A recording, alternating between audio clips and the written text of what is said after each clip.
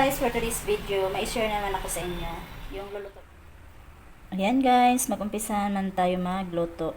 Ngayon pala yung gagawin ko, unahin ko yung mga gulay. Kukudkurin ko lang muna.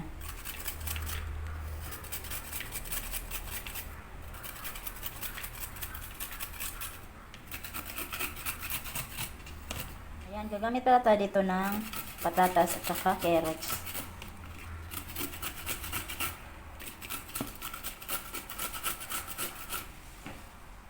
Ayan, tapos muna nakudkod yung carrots. Ngayon naman yung patatas. Pagsamasamahin ko lang naman din siya.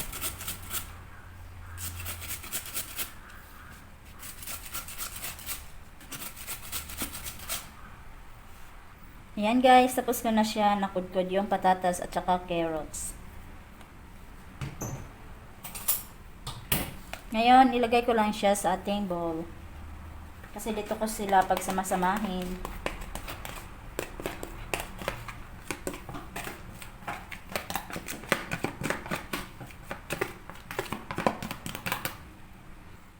Maglagay din pala tayo ng sibuyas. Ngayon, slice ko lang din. Hindi naman siya masyadong pino. Tama lang. Kahit ganito lang na pagka-slice.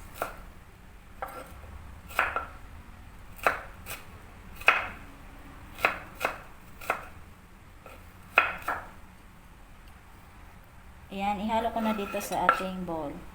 Kung saan yung carrots natin nilagay. Ito pala yung ihalo natin, corned beef.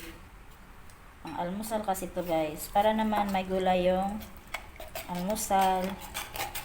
Para yung mga batang hindi kumakain, kakain din ng gulay.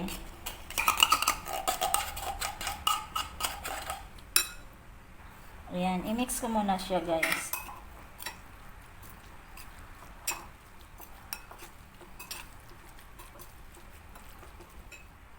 Maglagay din ako ng egg.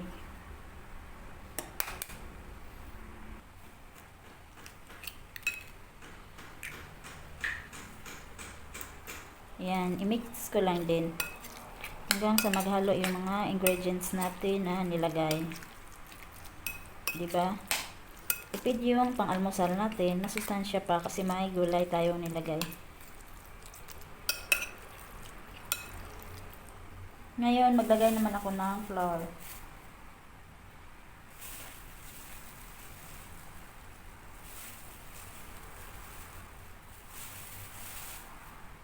Tapos, maglagay na rin ako ng asin. Titimplahan na natin siya.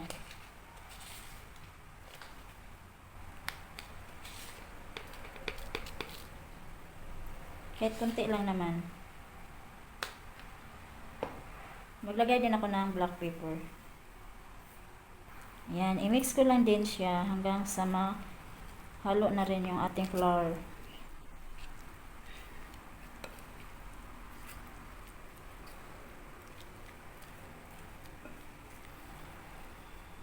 Ayan guys, nakaon na yung kalan natin. Kasi ready to fry na yung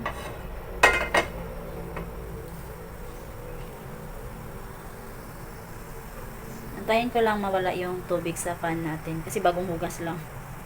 Naglagay naman ako ng mantika kasi mainit na yung kawali.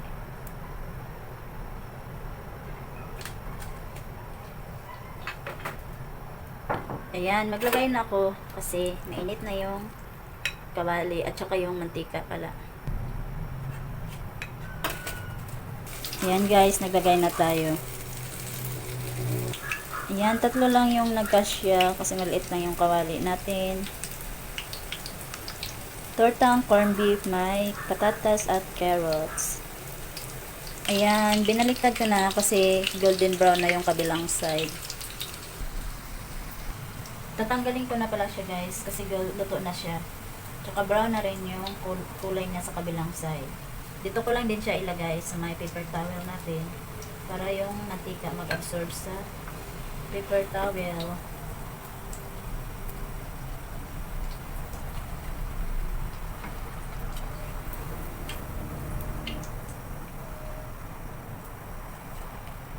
Ayan na guys, 'di ba ang sarap na. Ayan naman yung second batch natin. Ayan na guys, tapos na tayo magluto sa ating tortang corned beef. O diba, yummy na siya. Sana may natutunan po kayo sa aking video. Bye!